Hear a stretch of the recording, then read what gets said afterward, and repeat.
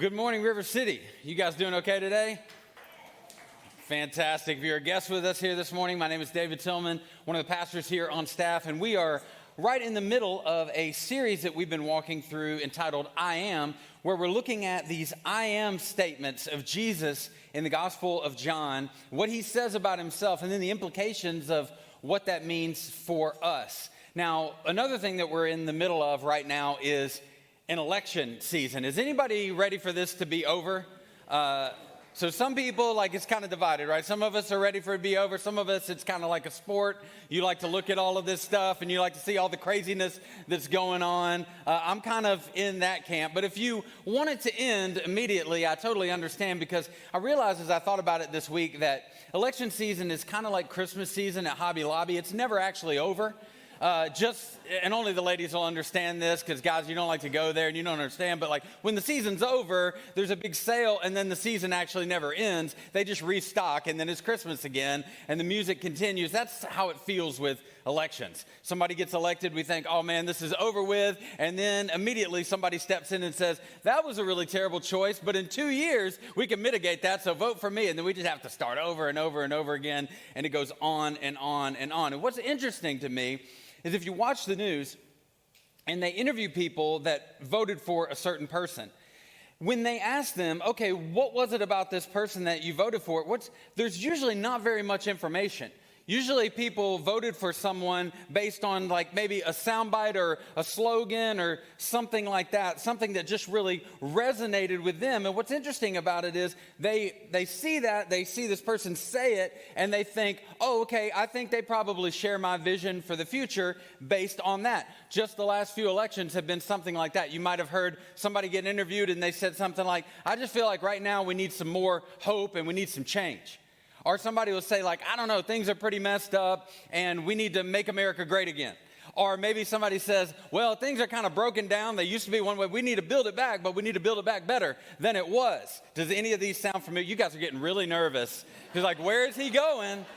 Where is he going with all of this? But I think what I want to point out is that the genius of all of this is that you're never really sure what the candidate is actually saying, what they actually mean by what they say. If you don't pay much attention, you just hear the slogan and you think, wow, okay. And it's just vague enough for you to think, oh, okay, well, that means what I hope it means. And then you kind of attach yourself to it and you think, okay, this is my guy. This is my girl. This is the person that understands me. Now, with that in mind, as I thought about it this week, I wanted to look back in time at our history. And some of you, there's probably at least a couple of history buffs in the room that will know all of this, but I did not remember any of these slogans from our nation past. And they're some pretty fantastic ones. And I wanted to look at these and just so that we could see kind of what some of the common appeals that are made to us. Here's some of my faves. In 1860, Abraham Lincoln, you might not have known this one, but this is what Abraham Lincoln said. Abraham Lincoln said, vote yourself a farm and horses, which I agree, it's a little dated, but we understand what's going on there. Vote for me and get some stuff. That's kind of a common one. In 1884, Grover Cleveland, all your favorite president, this is what he said. Grover Cleveland in 1884. Yeah, he said, Blaine, James G. Blaine, continental liar from the state of Maine. So if I'm just being a little judgy, it's a little long, a little wordy, but we understand that appeal, don't we? The other guy's a liar. This is pretty common, isn't it? You're a liar. No, dude, you're a liar. And this goes back and forth all the time. 1928, Herbert Hoover. This is what Herbert said. A chicken in every pot, a car in every garage. If you don't like chicken, he probably wasn't your guy, but I think his point was, we're going to have a good economy. Just vote for me and things are going to be good. You're going to have what you want. 1936, this is my all-time fave. There's Alfred Landon, who no one's ever heard of, and the reason why, his slogan was, let's make it a Landon slide. And just in case you're wondering, he wasn't running for junior class treasurer. That was the best. A team of people got in a room and said, let's go with Landon slide. And he lost in a Landon slide, actually, to Roosevelt. In 1964, a guy named Barry Goldwater decided to go straight to the heart and get emotional with it. He said, in your heart, you know he's right. But what's interesting is he thought this was about the heart. He thought this was about emotions and those type of appeals. But what he didn't realize is he was about to just get absolutely scorched by Lyndon B. Johnson, who said this: in your guts, you know he's nuts. Which, come on, that's hilarious. That's hilarious. In your heart, you know he's right. And then just a middle school burn, right? And he never recovered from that, in case you wondered. Johnson won in a Landon slide, actually. But as we step back from all of this, what I realized in doing this quick little survey is that there's a lot of competing agendas in our world. A lot of things that are vying for our support. And it can be confusing sometimes because the people that are crafting messages that we're supposed to support, they're really, really good, really skilled at saying the things that we like and leaving out the things that we don't so that we can connect. And what adds pressure to this is that, I know this is going to sound elementary, but when we follow someone, they actually lead us somewhere. So there actually can be a problem. Or it can be great. If the person that we follow is honest and wise and honorable, they might lead us to a place of peace. They might have really good policy, and it might, on the other side of it, might be a thing that's good. But if we vote for somebody that's corrupt, if they're a liar, maybe we don't even know them when we vote, but they're a liar. They just hold, say they just want office to be popular or rich or whatever it is, we could end up in decline morally, a million other ways. We could end up in war. So with that said, when we step back from, if the stakes are that high in the middle of an election political season, imagine how much higher the stakes are in deciding who we follow spiritually. The consequences of following a bad leader politically, they can be generational, but the consequences of following a bad leader spiritually can be eternal.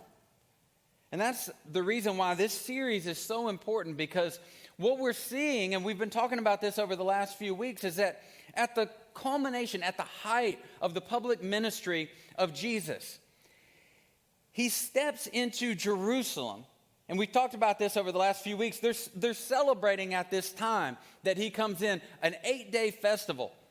And Jerusalem would swell from about 100,000 people up to maybe 1 million people that are there celebrating this festival. And everybody comes, and there's all of this attention to the moment. Jesus takes this moment to go to the seat of power, to go to the temple, and to start making some claims about himself. And like we've seen in the last few weeks, some of the claims that he's made are this. He said, I am that I am. And what they would have understood that to mean, that this is a guy who's coming here. We know where he grew up, and he's saying, I am God. And he used that same construction to say, I am the bread of life. They were celebrating how God had sustained them when he led them out of Egypt and all the time that they were wandering in the wilderness. And so Jesus stands up and says, I am the bread of life, the one that sustains you then, not just in the past though. This whole celebration that you're celebrating, you're supposed to be celebrating me. I'm here and I want to sustain you in the future and right now as well. And they were perplexed. And then Eddie talked about last week how he stood up and he said, I am the gate for the sheep. And what he was saying for that, what we saw at the end of that, is that he was saying, I'm the only way that you can get to eternal life. If you want to get to God and have a relationship with God, you have to come through me. This is what Jesus stood up and said. And so the leaders are just kind of trying to laugh him off, but what he's about to say next will drive them so crazy that it will send them into a rage to the point where they will just openly begin to try to kill him. We're in John chapter 10, verse 11. We're going to see right here the next thing that Jesus stands up to say. In the middle of this festival with everyone gathered around, Jesus says the following: I am the good shepherd. The good shepherd lays down his life for the sheep.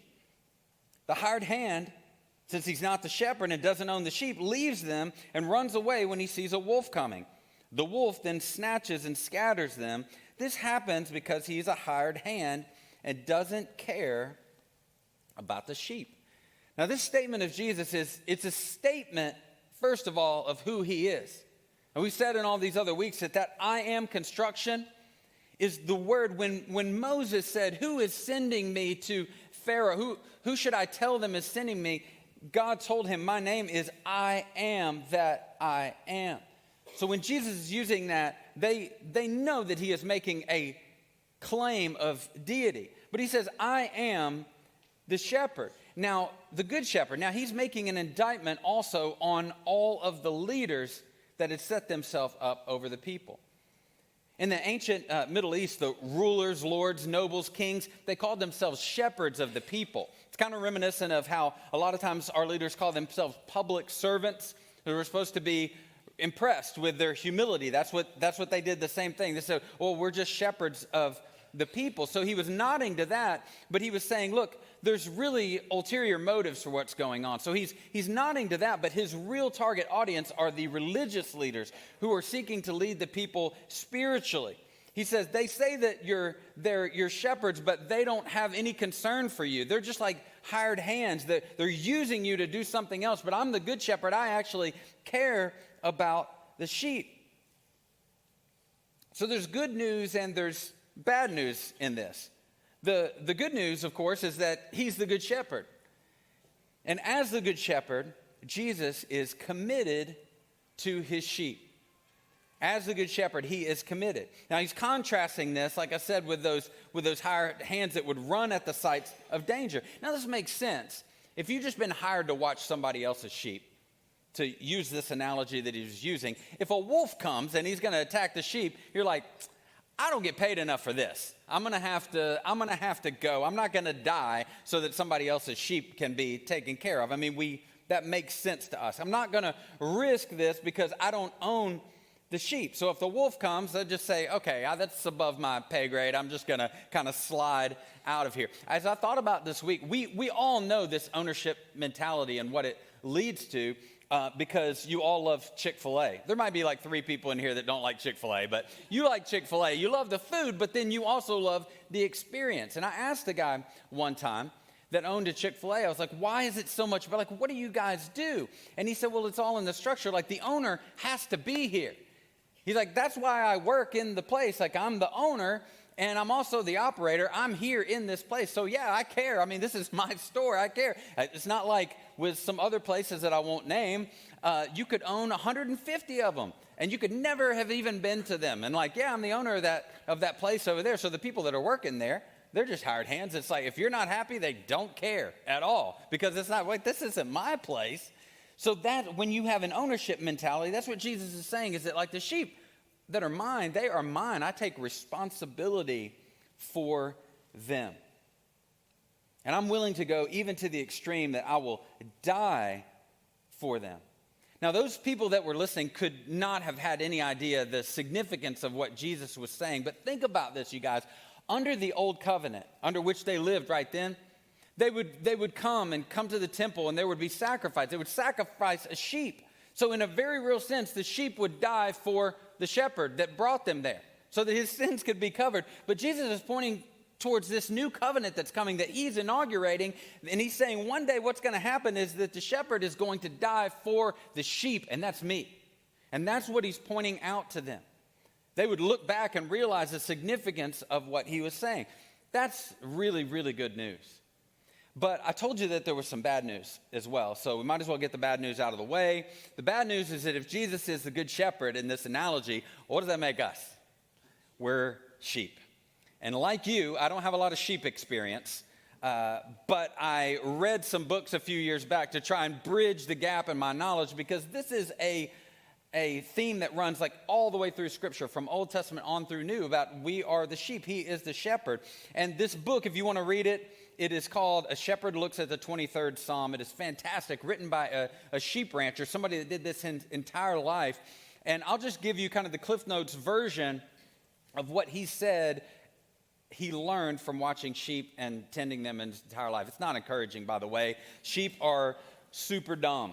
They don't know how to take care of themselves at all. They require constant care and attention. They can't see very well, which is relatable for me. They have, you couple that, they can't see super well, but they have a mob instinct, which means that when you can't see very well and this mob instinct kicks in, they will literally follow anything that starts running in front of them. So they just kind of dart all over the place and follow what's ever in front of them. They're stubborn.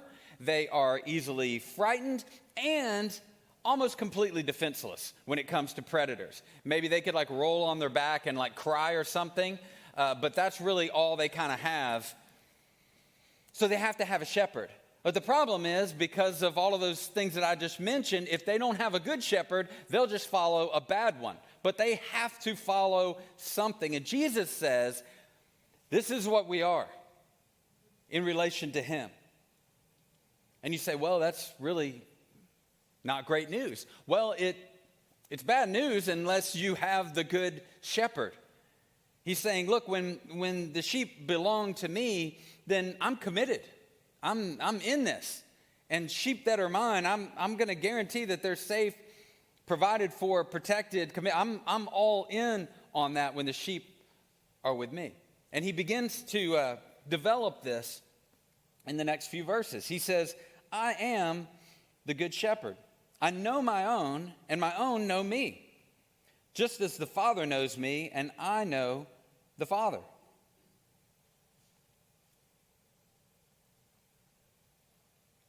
I lay down my life for the sheep. No one takes it from me, but I lay it down on my own. I have the right to lay it down, and I have the right to take it up again. I've received this command from the Father. As the good shepherd, Jesus knows the sheep. He sees us. He knows us. I remember when the true reality of this hit home for me. There's a verse in Hebrews 4 that says that there's nothing hidden from God's sight, but everything is open, literally the word naked, and laid bare before God, the one to whom we must give account.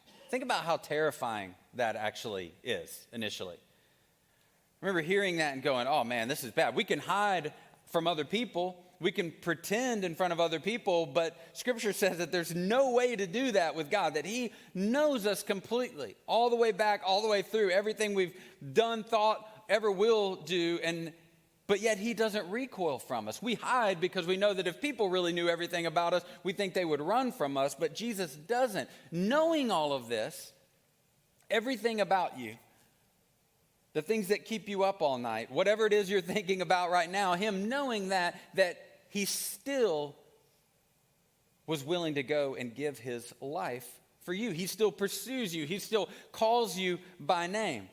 That's amazing to me. I've never gotten over this. And Romans chapter 5, verse 6 through 8, some of my favorite verses of Scripture, Apostle Paul puts it this way. He says, for while we were still helpless, at the right time, Christ died for the ungodly. For rarely will someone die for a just person, though for a good person, perhaps someone might even dare to die. But God proves his own love for us in that while we were still sinners, Christ died for us. So I step back from that and I go, okay, it's terrifying that he knows everything about me, but it's also really comforting because knowing everything about me, Jesus didn't die for the best me, or whatever version of me that I show everyone else. He died for the real, actual me and the real, actual you. Think about that. That means that if you are his, you can't surprise him. That means that there's nothing that's going to come up and go, oh, I saved you. I'm willing to lead you, but that was too far. That was too much. He knew the entirety, everything about you, and then still called out to you by name. He knows you and still died for you. I love that. And he knows that we're helpless to save ourselves, but then he also knows on the other side of that we're helpless to navigate life by ourselves. I want you to look at verse 14 through 17. Let's look at these together. I'm the good shepherd. I know my own, and my own know me. Just as the Father knows me, I know the Father. I lay down my life for the sheep. But I have other sheep that are not from this pen. I must bring them also, and they will listen to my voice. Then there will be one flock, one shepherd. This is why the Father loves me, because I lay down my life so that I may take it up again. So he says, look, I'm the good shepherd. I know my sheep, and I invite them to also know me. So it's not a one way. God knows his sheep, but he invites us to know him. Now listen to this claim. This is an incredible claim. He says that my sheep know me as the Father knows me. Think about that. As God knows Jesus, the Trinity, and as I know him. The union that they experience, he says, this is what I invite my sheep into, that they may know me the same way that I know the Father, the level of intimacy that he invites us into. Now, this is a reality that a lot of people, I'm going to just say people that are Christians, generally shrug this off, because it seems like something that would be like for the super Christian or for the missionary or for, the nun that hears from God in a convent somewhere. But he's saying, no, this is the actual design and the actual plan for my sheep, is that I would know them and that they would know me in the same way that I know the Father and the Father knows me. That's what you're being invited into. That's what I want you to participate in. I saw a picture of this last week, or at least an echo of this. I led worship last week, and after I got done, while Eddie was getting up to teach, I went to the restroom, and as I was in there and I was standing at the sink, a dad came in.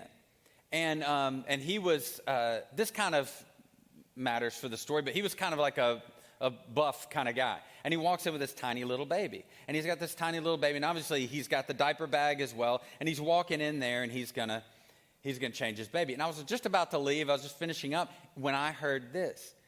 I heard him in there, and he's laying the baby down, about to change the diaper, and he starts talking. Now, this baby is like tiny. The baby can't talk, so he's not talking to get any kind of response from the baby, but he starts saying, and all these things that we do, right? This big, like, buff guy, he's going, that's right. How's it going? Yeah. Oh, my gosh. And I could tell he was doing this thing, right? And the baby is dying. The baby's loving it, laughing, and he's, so this is the picture that I saw, is that here he is with this tiny little defenseless baby. And he's holding it in his giant arms, and he walks in there and he lays the baby down, and he's doing something that is very unpleasant and very smelly. And his concern, though, was not for himself. It was like, I don't want the baby to get upset. I don't want my child to be upset. So I'm going to distract the baby. I'm going to talk in that baby voice that we all use when we talk to babies, and we have no idea why, but it seems like they respond to it. And he's doing this the whole time, and I couldn't leave. So I'm like, what else is going to happen? And he just keeps talking this way the whole time. The baby's dying laughing, thought it was the greatest thing ever. The grossest thing that happened was the greatest thing, because the baby was experiencing intimacy with Dad. The dad was there, and it's like, just keep your eyes on me. Don't worry about that. Don't worry about the smell. Don't worry about any of it. I'm not worried about it. I'm staring at you, and I'm here with you, and this is the greatest moment of my day. And it blew me away, because I'm like, that's it. That's a picture of the way that God wants to lead us. He's just saying, hey, keep your eyes on me. You're mine. I'm responsible for everything. You don't have to. That baby wasn't stressed. That baby wasn't concerned about anything. Wasn't like, hey, when am I going to eat? When was that supposed to happen again? And I don't know. There's I'm going to have a car in a little while. How am I going to pay for that? No, it's just like a complete calm, complete no concern whatsoever. And that's what Jesus stood up and said, hey, that's me. I'm the good shepherd. And that's what I'm inviting everyone into. So what would you think their response would be to that? Well, verse 19, we'll see what their response is. And it's similar to what our response is a lot of times. Again, the Jews were divided because of these words. So there's a couple of different reactions. Many of them were saying, he has a demon and he's crazy. Why do you listen to him? Others were saying, these aren't the words of someone who's demon possessed. Can a demon open the eyes of the blind? A few months later, Jesus gives almost the same exact teaching, and their response is a little more vehement. Verse 31, again the Jews picked up rocks to stone him. Jesus replied, I've shown you many good works from the Father. For which of these works are you stoning me? And they said, we aren't stoning you for a good work, but for blasphemy, because you, being a man, make yourself God. And that's what they couldn't handle. That's the offense, by the way, of the gospel. And that's the offense of grace. Because they heard the claims of Jesus. They heard his offer. But the part that they focused on is, you are God and we are sheep. We don't like that. I hear you saying that I can't achieve what it is that I need to achieve to make myself good enough to God, and I don't like that. I hear you saying that I need you, that you are what I need, and I don't like that. I reject that. But what's amazing is that there's Jesus. He's saying, no, yes, you have needs. Yes, you're a sheep, but that doesn't mean that you're not valuable. I would lay down my life for the sheep. I'm not here just to meet your needs, but I am the source of everything. I don't want to just give you what you need. I want to give you the source. If you have me, you have everything. You'll have my life in you. That's how valuable you are to me. So take my hand. I got to lead a few trips to Japan, a few mission trips to Japan. And if you don't know much about Japan, they don't speak English. And it's an island, and they don't use our alphabet either. So even if you think, well, I'll just sound out the words, that doesn't work because you don't even know what the characters mean. So I did a lot of research before I went, but I was still stressed. We're going to a city. I was taking 4 people with me to a city in Tokyo of 13 million people with subways that run up there and down here and then on both sides of you and everywhere. And it's like, we got to get on the number 13 subway, and I got nothing. So it was stressful. I'm walking around the city, and that's what life feels like sometimes. Does it not? Like you're walking through and you're like, man, this is frustrating. I don't understand anything of what's going on. I don't know what's happening. People are talking and it doesn't make sense to me. They don't understand me. But I knew I had a friend in the city because we met him one of the other times that we were there. His name was Yuki. And when I saw Yuki coming, man, I was so glad. I just gave Yuki all of our plans. I said, hey, here's where we're going. Will you help us? And he said, absolutely. My stress was completely gone. I wasn't worried about where we're going. I knew Yuki knew where we were going. I wasn't worried about how much things cost. I knew he knew. If he said, hey, I need $350 for the subway, I didn't question that. I gave him $350 for the subway. Yuki said we need it. He's the guide. Let's go. If we were going to the ramen place, I knew he knew where it was, even though it was going to take us 45 minutes and 5 trains. We got there, and I never thought about it one time.